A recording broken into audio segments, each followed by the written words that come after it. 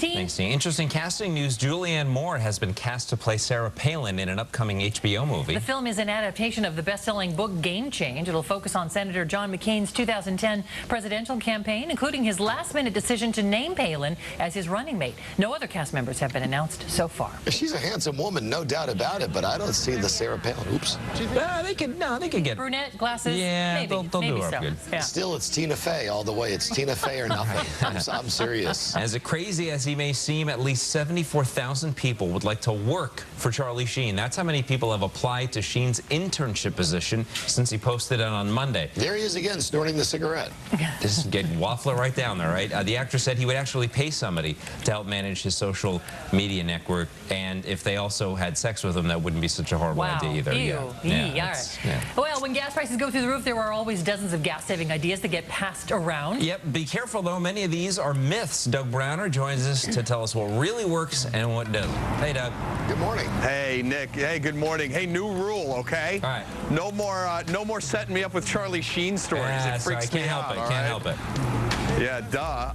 Okay, yeah, you know, I filled up the Monster here on the way out to Dixon this morning. It's where we are.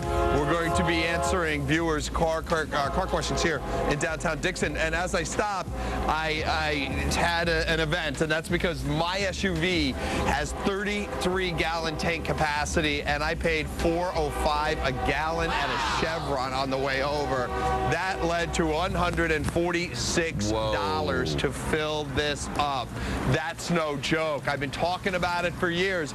A lot of people emailing me, Nick, and they're saying, hey, Doug, when are gas prices going to go back down? They may retreat a little bit. They're never going to go back down to where they were. They're going to stay above $3 a gallon for real for the long haul. So how do we battle back? There's a couple of things I'm telling my customers every single day that you can do. There's not a lot, but one of those is you got to be tire sensitive, okay? Remember, you got to get your tire pressure gauge, and the worse your tires are, the more gas you're going to use. So forget about running out and spending a lot of money on a new car, maybe a hybrid. Put a little effort and money into your tires and make sure they're inflated to within 2 pounds of the specification, which, as we always say, is in the door jamb. The other big thing is this.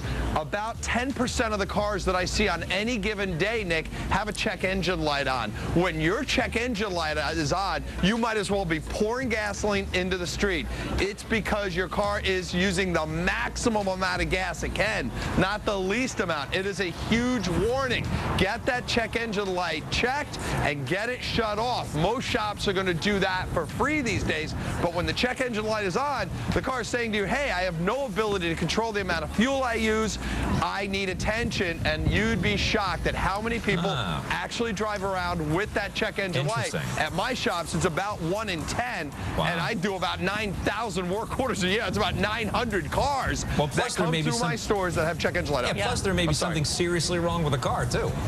Yeah, absolutely, and that's a great point, and that sets aside the fact that you could have a major mechanical problem. And remember, those things only tend to get worse, not better. But if anybody needs any additional motivation, it's you should pay attention to it because you'll maximize your gas mileage. And the insidious nature, Nick, about check engine lights is sometimes the car will still run somewhat well with the light on, so we tend to discount them. That's a bad idea. Again, you're using the maximum amount of gasoline and getting the least amount of mileage you can when that check engine light is on.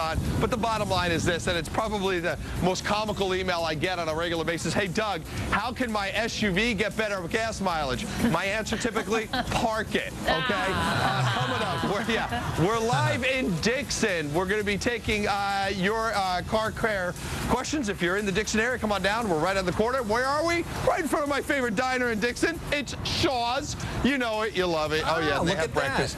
I'll have to get them on Neighborhood Joints one of these days then. Excellent. Thanks, Doug. It's cool. All right. Thanks, Doug. Hey, if you want to reach Doug DeCarzo, you can visit his auto shops on El Camino and Bell in Sacramento, or on the corner of San Juan and Greenback in Citrus Heights. You can also log on to thecarsare.com or facebook.com/thecarsare. $140 to fill your car up with gas. They better do more than fill your car up with gas for that much money. They better do more than clean your windshield. They better literally clean my windshield for $140. Jeez. Coming up new at 7.